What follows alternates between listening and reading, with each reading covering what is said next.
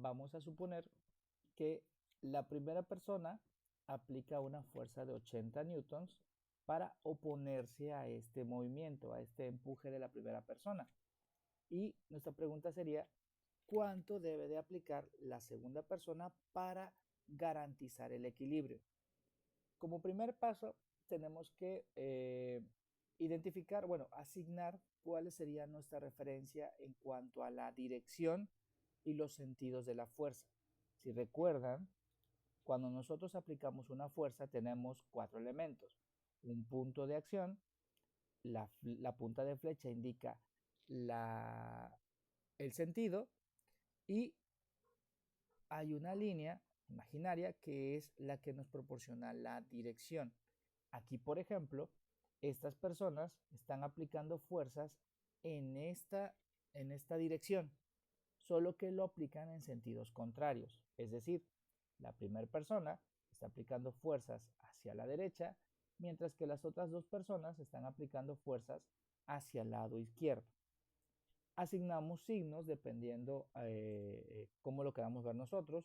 Yo, por ejemplo, asigno que la fuerza que se aplica hacia la derecha sea positiva, mientras que la fuerza que se aplique hacia la izquierda sea negativa.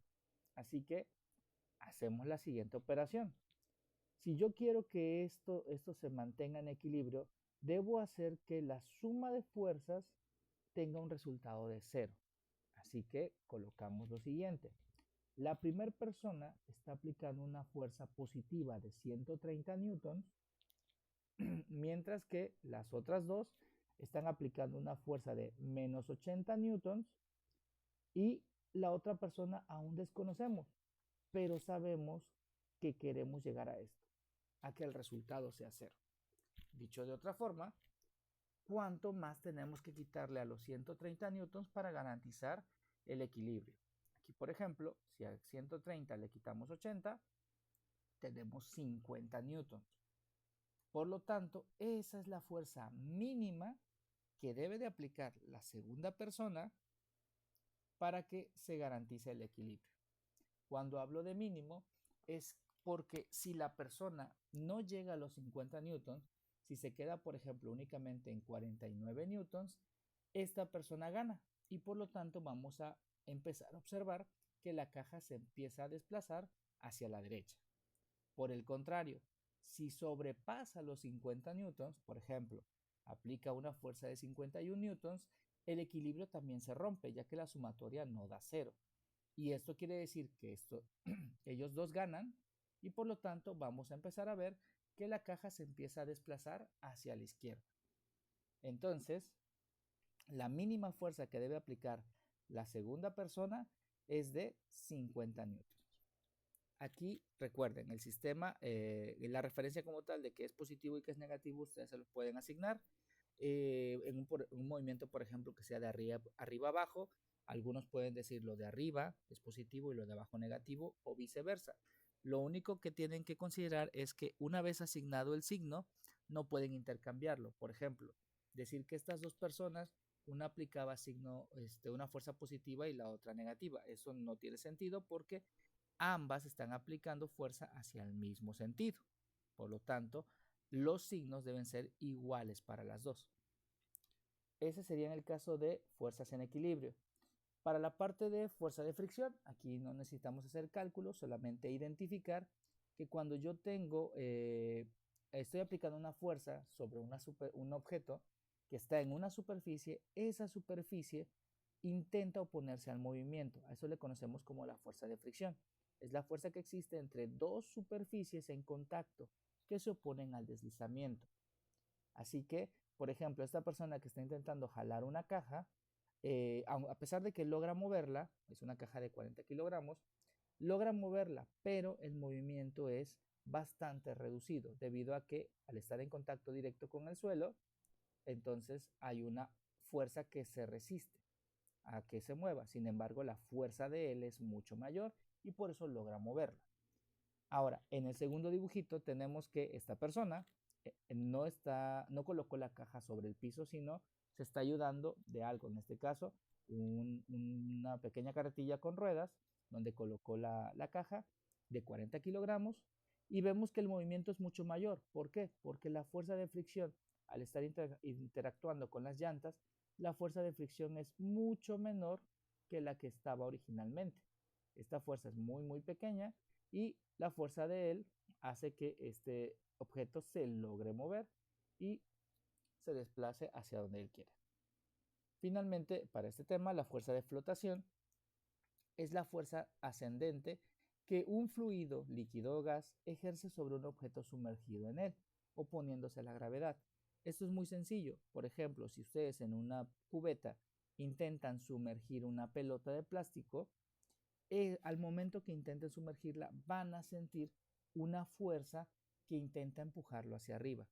Esa fuerza como tal que opone el agua es lo que se conoce como fuerza de flotación. Ahora, vamos al siguiente tema. Y el siguiente tema es las fuerzas que mantienen unido el universo.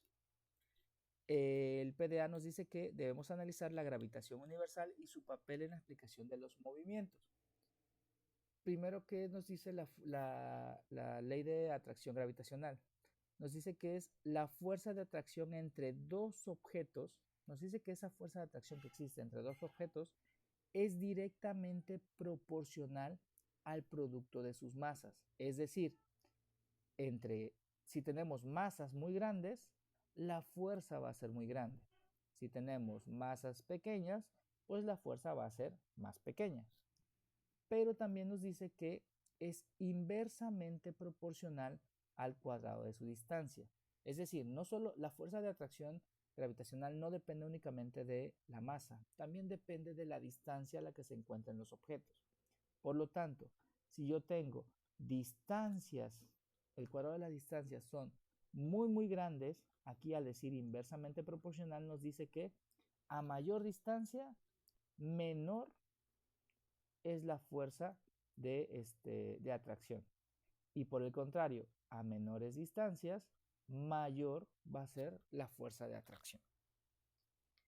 Y recordemos, en este caso no trabajamos la fórmula de fuerza de atracción gravitacional, pero sí trabajamos un poquito con la fuerza del peso y la aceleración de la gravedad. Aquí, un pequeño dato, la aceleración de la gravedad en Marte es de 3.73 y notamos que hay una diferencia con la que utilizamos nosotros en la Tierra. Y eso se debe a esto. Como los objetos como tal, en este caso Marte y la Tierra es mucho más grande, entonces la aceleración de la gravedad o la fuerza que se siente de atracción de la gravedad es mucho menor en Marte. Y eso nos lleva a la siguiente pregunta. ¿Los pesos que ejercen los cuerpos son iguales en todos los lugares del universo, en todos los planetas? Pues eso nos los vuelve a responder la ley de atracción gravitacional. No es igual debido a que entre más grande sea la masa, mayor va a ser la fuerza de atracción que se va a sentir. Por ejemplo, en el caso de la Tierra, que es bastante grande, comparada con Marte, nosotros tenemos una aceleración de la gravedad de 9.81 o 9.8 metros sobre segundo cuadrado. Eso es en la Tierra.